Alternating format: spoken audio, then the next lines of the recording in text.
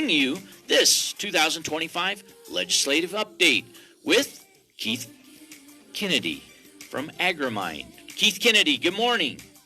Good morning, Eric. How are you? It's crisp and chilly, but toasty in Studio 255. How are you in Cheyenne? Just a slight bit warmer. It's kind of nice to see things start to thaw out here for at least for a little while. Well, the roads are good between Cheyenne and Laramie, so look forward to opportunity for a lot of people to make it over to Laramie Laughs for a Cause tonight, that 2025 fundraiser for Soroptimist International of Laramie.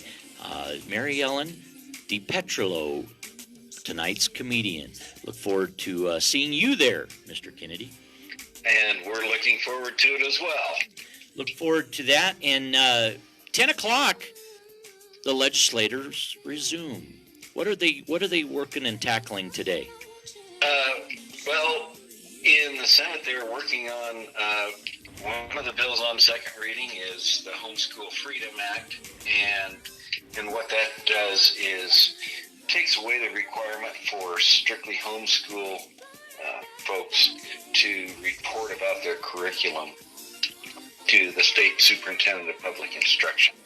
And related to that is that other bill for the funding the Wyoming Freedom Scholarship, essentially. And interestingly, I heard talk this week that many of the homeschool folks are opposed to those, that they don't want that, as some of them worded it, interference with their schooling. With money comes more attention. Yes, it certainly does, and they will be conferencing, as we call it, on that bill. There's some substantial differences. There are income limitations on the Senate version, none on the House version, and so they'll be going to conference. And for people that aren't familiar with the process, if the Senate and the House disagree, why both leadership appoints 3 members from each body to come up with compromises is one way to put it, but there are some rules around it. They have to work within the amendments that were passed in either body on that first conference. So only topics considered in committee will be on the floor for discussion. Actually, it's amendments that passed on either floor that are able to be considered. And then the members of the conference committee, once they agree on something, come back to the body and say, here's what we came up with. Often on the floor, you'll hear them just saying, well, we need to defend our position on this or that.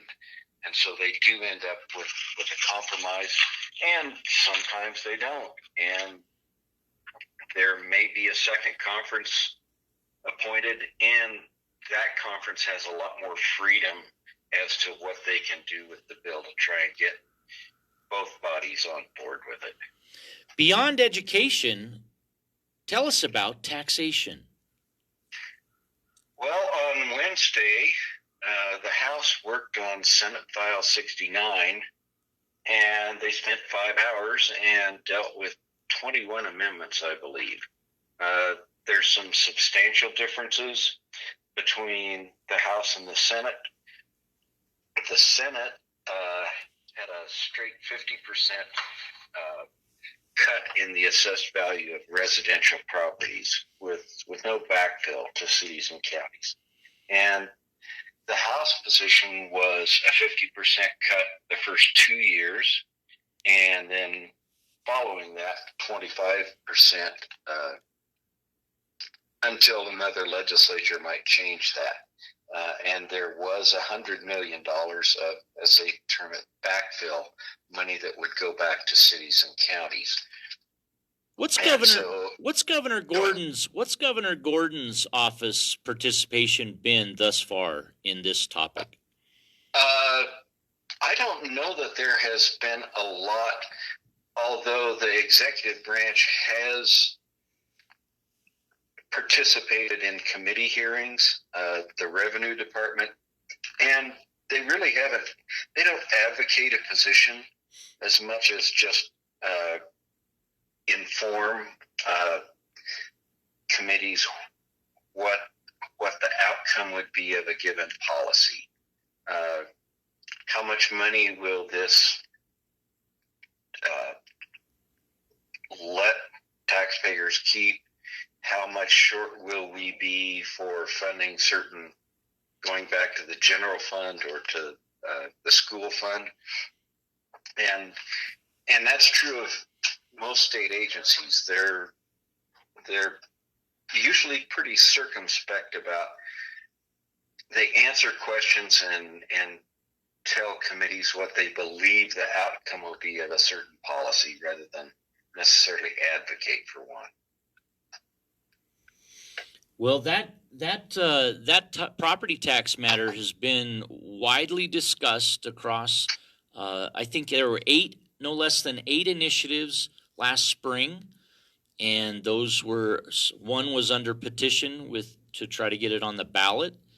And it does appear that the legislators have paid attention, but it seems that it's so fragmented that it's tough to follow for most citizens.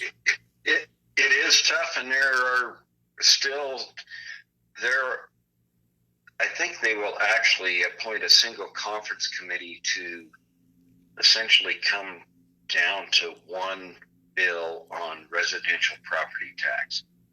And there's also another bill floating around, and I think we discussed this last week about the percentage of the market value that is assessed. And voters that have paid attention remember that there was a ballot initiative last fall that passed that created residential as a separate property class. And so one way that would provide essentially a 10% cut permanently would be to lower that percentage for residential. And within the boundaries that the Supreme Court has set out, they could lower that percentage from 9.5% down to 8.3%, and it would pass muster in the courts. And that is still in the works, and I think things will start to get a bit more frantic next week. A week from today is the last day for a bill to be passed committee of the whole, as it's called, or the first time that it's on the floor of the second body after hearing in committee. So there will be some long committee meetings next week and probably some pretty late evenings, especially on the House side, for committee of the whole. Tell us about today's 5 p.m. deadline for interim topics in the 2025 Joint Interim Committee. So members of the public and those of us that are lobbyists, as well as legislators, we can speak to a legislator and ask them to bring forward a topic for interim discussion. And late next week and early the following week, all of the standing committees will be discussing those proposed topics, and they'll narrow those down to 2 or 3 per committee. And then they will forward those on, and Management Council will be meeting likely late in March, early in April, to assign those topics to committees so that there's not duplication across committees. The other thing that the committees will do is decide on the dates for their meetings. Most of the committees will meet at least 3 times for 2 days, with the exception of appropriations, which will meet that way, but they will also meet for 2 weeks in December and 2 to 3 weeks in January to come up with the next biennial budget. So when everybody reflects on day 28 of 40-day session. What's been accomplished thus far? Well, a lot of the social issues have actually worked their way through, and I haven't actually looked at that list, but there are probably 30 to 40 bills on the governor's desk now for him to consider. And that's one thing that people should remember if they're watching the legislature. Bills that the legislature feels might be likely to be vetoed are probably ones that will get some attention here very quickly, because the governor has 5 business days to veto bills when the legislature's in session. But once the legislature adjourns sine die, he has 15 days to act, and they can't override any veto. So a normal thing is that more controversial bills where the governor may have expressed some reservations are the ones that will likely be out early. And that's also why it's likely that they will try and have a budget, a final supplemental budget done by next Thursday, so they can have that on the governor's desk. We're visiting with Keith Kennedy from AgriMind, lobbyist in the Wyoming legislature, today in Cheyenne. What highlights your itinerary today, Mr. Kennedy? Well, today actually I will be talking about a couple of interim topics with a representative and a senator to have them sponsor those. And other than that, I actually have a fairly quiet day and hope to be back and actually get some of my office work done. Hopefully head back home here pretty quick this morning. So, well, we know you have a lot prepared. Was there anything we didn't cover this morning that you'd like to cover? You get the last word. Just pay a little of attention and double check things for yourself as well. People now can watch an entire discussion, whether those are committee meetings or actions that they take on the floor, and you can tune in and actually listen and watch and listen to what your representative and senator say. And I think people would be well served, even if they're not deeply interested in something, to at least watch a bit of the discussion, especially on bills that their own folks are sponsoring, just to get a feel for how things work. The web address for that is wyoleg.gov, correct? That is correct, and people will notice, and on the schedule for the Senate and the House, there is a link there to watch, and that will take you to their YouTube feed, and that's a page worth marking, because you can also go to that page and watch committee meetings live.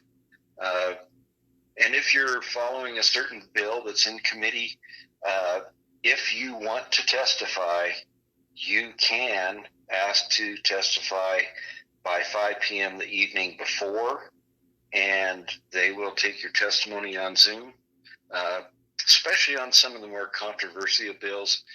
Expect that the chairman may limit testimony to 2 or 3 minutes per person, so that they can go ahead and move on. And one of the hints that I was given a long time ago, don't repeat something that was said before.